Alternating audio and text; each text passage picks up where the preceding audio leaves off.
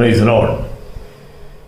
ദൈവസന്നിധിയിൽ തിരുവചനത്തെ ധ്യാനിപ്പാൻ കർത്താവ് ഒരു അവസരം കൂടെ നമ്മുടെ മുൻപിൽ അവശേഷിപ്പിച്ചതിനായി ദൈവത്തെ സ്തുതിക്കുന്നു. പെന്തക്കോസ്റ്റ് മെസ്സഞ്ചർ യൂട്യൂബ് ചാനലിൽ കൂടെ ഈ പ്രഭാത സന്ദേശം കേൾക്കുന്ന എല്ലാ പ്രിയപ്പെട്ടവരെയും കർത്താവ് ധാരാളമായി അനുഗ്രഹിക്കുമാറാകട്ടെ. ധനികനായ ഒരു മനുഷ്യൻ ഒരു പട്ടണത്തിൽ കൊട്ടാര തുല്യമായ ഒരു സൗധം പണിഞ്ഞു.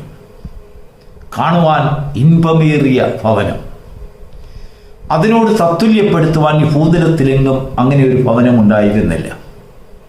അതിൻ്റെ രൂപകൽപ്പനയും അതിൻ്റെ കോമ്പൗണ്ടും അതിൻ്റെ വിശേഷതകളുമെല്ലാം ലോകത്തിലെല്ലായിടത്തും അതിനെക്കുറിച്ചൊരു കീർത്തി പരത്തുകയുണ്ടായി. അതിനോടുള്ളതായ ഒരു ആഗ്രഹം മനുഷ്യർക്കെല്ലാവർക്കും വളരെ ഹരമായി തോന്നി.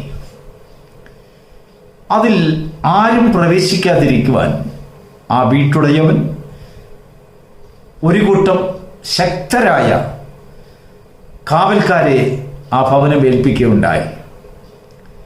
ആ കാവൽക്കാർ വളരെ ഉത്തരവാദിത്വത്തോടുകൂടെ അതിനെ പരിരക്ഷിക്കുകയും അതിനെ സൂക്ഷിക്കുകയും അതിൻ്റെ ഭംഗി നഷ്ടപ്പെട്ടു പോകാതെ എക്കാലവും അത് സുരക്ഷിതമായിരിക്കത്തക്കവണ്ണം അവർ അതിനെ പരിപാലിച്ചു.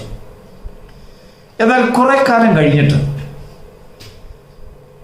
അതുവഴി നടന്നുപോയ ഒരു കൂട്ടം മനുഷ്യർ നോക്കിയപ്പോൾ അതിൻ്റെ കവാടങ്ങൾ തുറന്നു കിടക്കുന്നു.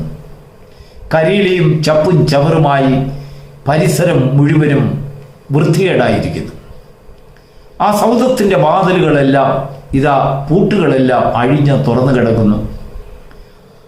അതിന് കാണാൻ ആദ്യമുണ്ടായിരുന്ന ഭംഗിയൊന്നും ഇപ്പോൾ അതിന് കാണുന്നില്ല.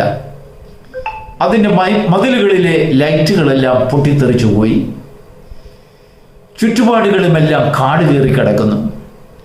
ഉത്തരവാദികളില്ലാതെ നോക്കുകയും കാണുകയും ചെയ്യാൻ ആരുമില്ലാതെ അനാഥമായി കിടക്കുന്ന ആ കൊട്ടാര സൗധം. അതുവഴി നടന്നുപോയ ആ മനുഷ്യർ അല്പനേരം നോക്കിയിട്ട് പറഞ്ഞു, ഈ സൗധത്തിന് എന്തു പറ്റി? ഇവിടെ ഉണ്ടായിരുന്ന കാവൽക്കാർ ഇവിടെ? അതിപ്പോൾ ആരും ശ്രദ്ധിക്കാൻ ഇല്ലാതെ അത് വളരെ മോശമായ രീതിയിൽ തുറന്നു കിടക്കുന്നല്ലോ. ആർക്ക് വേണമെങ്കിലും പ്രവേശിക്കാൻ തക്കതുപോലെ അതിൻ്റെ വാതിലുകൾ തുറന്നു കിടക്കുന്നു, അതിൻ്റെ ഗേറ്റ് തുറന്നു കിടക്കുന്നു. ചോദിക്കാൻ ആരുമില്ല, ഉത്തരവാദികൾ ആരുമില്ല. ഇതിനെ സൂക്ഷിച്ചിരുന്ന കാവൽക്കാർ എവിടെ? ആരോട് ചോദിച്ചിട്ടും അതിനൊരു മറുപടി കിട്ടുന്നില്ല. ആ കാവൽക്കാർ എങ്ങോട്ട് പോയി? എന്താണ് അതിന് സംഭവിച്ചതെന്ന് വ്യക്തമായ ഒരു മറുപടി ആർക്കും കൊടുക്കാൻ കഴിഞ്ഞില്ല. ഇതുപോലെ തന്നെയാണ് നമ്മുടെ ഓരോരുത്തരുടെയും ജീവിതം. ഇസ്രായേൽ ജനത്തിൻ്റെയും അങ്ങനെ ഒരു ദുരവസ്ഥ ഉണ്ടായി. സങ്കീർത്തനക്കാരനായ ദാവീദ് ഒരു മനോഹരമായ സങ്കീർത്തനം ചമച്ചു. ഈ വിഷയത്തെ അടിസ്ഥാനമാക്കി 115-ാം സങ്കീർത്തനത്തിൻ്റെ 2-ാം വാക്യം നാം വായിക്കുമ്പോൾ ദാവീദ് ദൈവത്തോട് ചോദിക്കുന്ന ഒരു ചോദ്യം, അവരുടെ ദൈവം ഇപ്പോൾ എവിടെ എന്ന് ജാതികൾ ചോദിക്കുന്നത് എന്തിന് കർത്താവേ? കാരണം ജാതികളുടെ മുൻപിൽ അങ്ങനെ ഒരു ചോദ്യം ഇപ്പോൾ അവശേഷിച്ചിരിക്കുകയാണ്.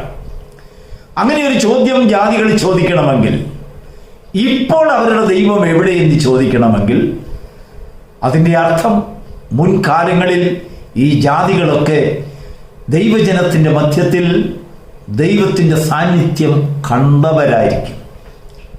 തീർച്ചയായിട്ടും ദൈവജനത്തിൻ്റെ മധ്യത്തിൽ കാവൽക്കാരായി അവരെ പരിരക്ഷിക്കുന്നതിനും സഹായിക്കുന്നതിനും ജീവനുള്ള ദൈവത്തിൻ്റെ സാന്നിധ്യം അവിടെ ഇറങ്ങിയിരിക്കുന്നു.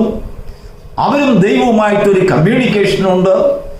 ആർക്കും അവരെ തോൽപ്പിക്കാൻ കഴിയുകയില്ല എന്നൊക്കെ ധാരാളം കേൾവികൾ ജാതികൾ കേട്ടു. അവരുടെ കണ്ണാലെ കണ്ടതൊക്കെ സത്യമാണെന്ന് അവർ കണ്ടറിഞ്ഞു. അവർ ദൈവത്തെ ഭയപ്പെട്ട ഒരു കാലം. ദൈവം കൂടെ കൂടെ എഴുന്നള്ളി വരുന്ന ജനത്തിൻ്റെ മേൽ അവിടെ ഉണ്ടായിരുന്ന ജാതികൾക്കെല്ലാം ഒരു ഭയം വീണിരുന്നു. എന്നാൽ ഇപ്പോൾ ആ ഭയം നഷ്ടപ്പെട്ടു. ദൈവജനത്തിന്റെ മധ്യത്തിൽ ദൈവത്തിന്റെ സാന്നിധ്യം നഷ്ടപ്പെട്ടു പോയപ്പോൾ ജാതികൾ ഈ ചോദ്യം ഉയർത്തുകയാണ്, അവരുടെ ദൈവം ഇപ്പോൾ എവിടെ? പ്രിയരെ, നമ്മുടെ ജീവിതത്തിൽ ദൈവത്തിൻ്റെ സാന്നിധ്യം നഷ്ടപ്പെടുമ്പോൾ ശത്രുക്കൾ ചോദിക്കുന്ന ഒരു ചോദ്യമാണ്. നമ്മെ മുമ്പ് കണ്ടവർ ദൈവത്തിൻ്റെ സാന്നിധ്യത്തിൽ കണ്ടു, ദൈവത്തിൻ്റെ സഹായത്തിൽ കണ്ടു, ദൈവം നമ്മെ മുറ്റുമായി വഴി നടത്തുന്ന ഒരു അനുഭവം അവർ കാണുകയുണ്ടായി. നമ്മെക്കുറിച്ച് വലിയൊരു കീർത്തി ഉണ്ടായിരുന്നു, നമ്മുടെ സാക്ഷ്യത്തിന് വലിയൊരു മുഴക്കം ഉണ്ടായിരുന്നു. എന്നാൽ ഇപ്പോൾ പറയുന്ന കാര്യങ്ങൾ അതുപോലെ നടക്കുന്നില്ല. എന്തൊക്കെയോ സംഭവിച്ചതുപോലെ അന്ന് തേജസ്സിനെ കണ്ട വ്യക്തികൾ ഇന്ന് ശബ്ദമുയർത്തി നമ്മളോടൊരു ചോദ്യം: നിങ്ങളുടെ ദൈവം ഇപ്പോൾ എവിടെ? Praise the Lord. ദാവീദ് രാജാവ് ദൈവജനത്തിനോട് ഒരു കാര്യം അപേക്ഷിക്കുകയാണ്. അതിൻ്റെ 13ഉം 14ഉം വാക്യം വായിച്ച് നോക്കുമ്പോൾ താൻ പറയുകയാണ്: യഹോവ ഭക്തന്മാരെ, നിങ്ങൾ യഹോവയിൽ ആശ്രയിപ്പീൻ. നിങ്ങൾ വലിയവരോ ചെറിയവരോ എന്നുള്ള ഒരു പക്ഷപാതമില്ലാതെ ദൈവം തീർച്ചയായും നിങ്ങളെ അനുഗ്രഹിക്കും. അതിനുശേഷം പറയുന്നു, അവൻ നിങ്ങളെ മേൽക്കുമേൽ വർദ്ധിപ്പിക്കും, നിങ്ങളെ തന്നെയല്ല നിങ്ങളുടെ മക്കളെയും തന്നെ. അപ്പോൾ ദൈവത്തിൽ നിന്നുള്ളതായ ഒരു വർധനവ്, ആശ്രയത്തിൽ കൂടെയുള്ളതായ ഒരു അനുഗ്രഹം, ഒരു വിടുതൽ, ഒരു രക്ഷ, എന്തെന്നോ വ്യത്യാസമുള്ളതായ ഒരു ജീവനം, ഒരനുഭവം മറ്റുള്ളവർ കാണുമ്പോൾ അവരുടെ മുൻപിൽ ഒരു വാക്ക് അവരുടെ നാവിലുദിക്കും: തീർച്ചയായും അവരുടെ മധ്യത്തിൽ ദൈവം ഉണ്ട്. ഇല്ലായെങ്കിൽ അവരൊരു പാട്ട് പാടും. ദൈവജനം ദൈവത്തിൻ്റെ സാന്നിധ്യത്തെ മനസ്സിലാക്കാൻ കഴിവില്ല എങ്കിൽ പെട്ടെന്ന് അവർ ചെയ്യുന്നത് എന്താണെന്ന് അറിയാമോ? അതേ അധ്യായത്തിൻ്റെ 3ഉം 4ഉം വാക്യമൊക്കെ വായിച്ചു നോക്കുമ്പോൾ അവരൊരു മനോഹരമായ പാട്ട് പാടുകയാണ്: ഞങ്ങളുടെ ദൈവം സ്വർഗത്തിലുണ്ട്, അവൻ ഇഷ്ടമുള്ളതുപോലെ അവൻ ചെയ്യും. എന്നാൽ ജാതികളെ അവർ പരിഹസിച്ച് പറയുകയാണ്: നിങ്ങളുടെ ദൈവത്തിന് എന്തുണ്ട്? നിങ്ങളുടെ ദൈവം കേവലം വിഗ്രഹമാണ്. മരം കൊണ്ടുള്ളതും മണ്ണ് കൊണ്ടുള്ളതും ഇരുമ്പ് കൊണ്ടുള്ളതും ലോഹങ്ങൾ കൊണ്ടും പിച്ചള കൊണ്ടും ഒക്കെ പണിയ ദൈവങ്ങളല്ലേ നിങ്ങൾക്കുള്ളത്? ആ ദൈവത്തിന് കാണുവാൻ കഴിയില്ല, കേൾക്കുവാൻ കഴിയില്ല, ഗ്രഹിക്കാൻ കഴിയില്ല, പ്രവർത്തിക്കാൻ കഴിയില്ല, നടക്കുന്നില്ല, സംസാരിക്കുന്നില്ല, ഒന്നും ചെയ്യുന്നില്ല, കേവലം വിഗ്രഹമാണ്. പക്ഷേ ഞങ്ങളുടെ ദൈവം സ്വർഗത്തിൽ വസിക്കുന്നു. പക്ഷേ സ്വർഗത്തിൽ വസിക്കുന്ന ദൈവത്തെ നിങ്ങളോട് ചോദ്യം ചോദിക്കുന്ന ജാതികൾക്ക് കാണിച്ചു കൊടുക്കുന്നത് എങ്ങനെ? അവരെ തീർച്ചയായിട്ടും സ്വർഗത്തിൽ കൊണ്ടുപോയി ചൂണ്ടിക്കാണിക്കാൻ കഴിയുകയില്ല, ഇതാ ഞങ്ങളുടെ ദൈവമെന്ന്. അപ്പോൾ നമ്മളോട് ചോദിക്കുന്ന ചോദ്യത്തിന് ഉത്തരവാദികളായവരോട് അവരെ ചൂണ്ടിക്കാണിക്കുവാൻ ഒരു മാർഗം കണ്ടുപിടിക്കണം. ജീവനുള്ള ദൈവത്തിൽ നിങ്ങൾ വിശ്വാസമുണ്ടെങ്കിൽ അവൻ സ്വർഗത്തിലിരിക്കുന്നു എന്നൊരു സംഗീതം കൊണ്ട് ജാതികളുടെ മുൻപിൽ വിലപ്പോവില്ല.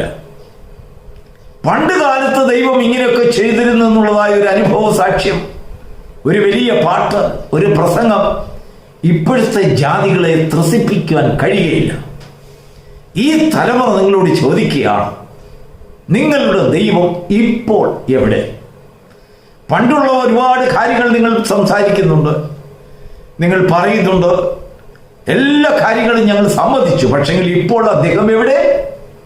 അദ്ദേഹം സ്വർഗത്തിലുള്ളത് കൊണ്ട് നിങ്ങൾക്ക് എന്ത് ഫലം? ഞങ്ങൾക്ക് എന്ത് ഫലം? ഇല്ല. സ്വർഗത്തിലിരിക്കുന്ന ദൈവത്തെ ജാതികൾ കാണുക അവർക്ക് പ്രകടമാകും രീതിയിൽ ദൈവത്തിൻ്റെ ശക്തിയെയും തേജസ്സിനെയും ഈ ജാതികളുടെ മുൻപിൽ വെളിപ്പെടുത്തുവാൻ ദൈവത്തിനൊരു മാധ്യമം ആവശ്യമാണ്. അതിനാണ് ഭക്തന്മാരെ ദൈവം തിരഞ്ഞെടുക്കുന്നത്. ആ ഭക്തന്മാരിൽ കൂടെ, ദൈവത്തിൽ ആശ്രയിക്കുന്ന ഭക്തന്മാരിൽ കൂടെ ദൈവത്തിൻ്റെ തേജസ് വെളിപ്പെടുമ്പോൾ ജാതികൾ കണ്ട് ഭയപ്പെടും.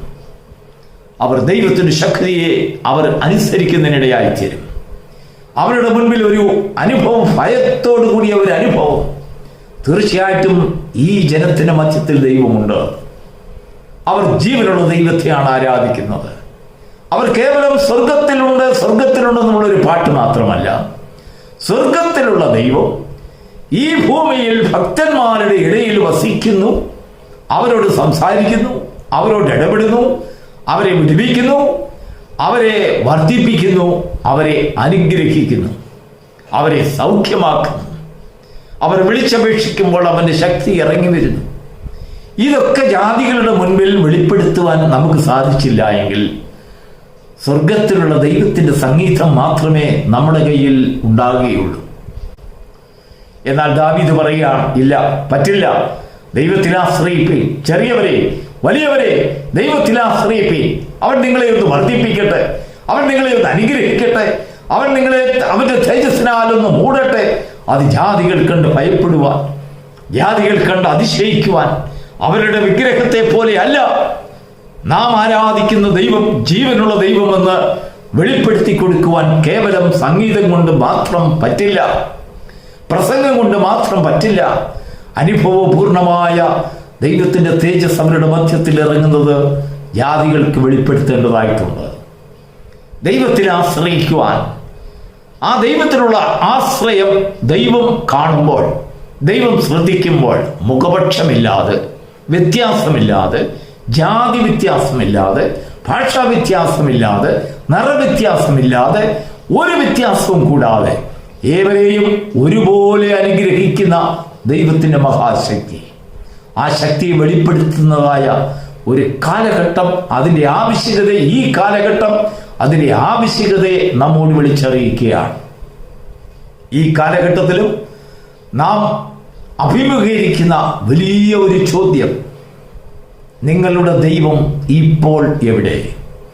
അങ്ങനെ ചോദിക്കുന്നവർ നിങ്ങളുടെ ഇടയിൽ ഒരു ദൈവമുണ്ട് എന്ന് നേരത്തെ കണ്ടവരാണ്, ദൈവത്തിന്റെ തേജസ് കണ്ടവരാണ്. അവർ ഭയപ്പെട്ടു പോയി ആ കാലഘട്ടത്തിൽ. എന്നാൽ ആ ഭയം നഷ്ടപ്പെട്ടു കഴിഞ്ഞപ്പോൾ കേവലം സംഗീതങ്ങളായി മാറിയ അനുഭവം ഇല്ല. ഭക്തന്മാർ യഹോവയിൽ ആശ്രയിക്കുവാൻ മുൻപോട്ട് വരണം, ദൈവത്തിൽ വിശ്വസിപ്പാൻ മുൻപോട്ട് വരണം. എന്തിനു വേണ്ടി? ദൈവത്തെക്കുറിച്ചുള്ളതായ വലിയൊരു ചോദ്യം, അതിന് ഉത്തരം കൊടുക്കുവാൻ അത് നമ്മിൽ കൂടെ മാത്രമേ ദൈവത്തിന് സാധിക്കുകയുള്ളൂ.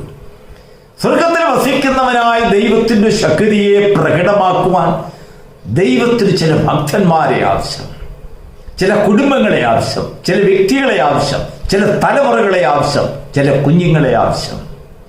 ആ ദൈവം ഉറ്റുനോക്കുന്ന ഭക്തന്മാരായി തീരുവാൻ തക്കവണ്ണം ജീവനുള്ള ദൈവത്തെ, അവന്റെ ശക്തിയെയും മഹത്വത്തെയും വെളിപ്പെടുത്തുന്ന ജീവിതങ്ങളായി തീരുവാൻ തക്കവണ്ണം ഈ വചനം നമ്മെ സഹായിക്കുമാറാകട്ടെ.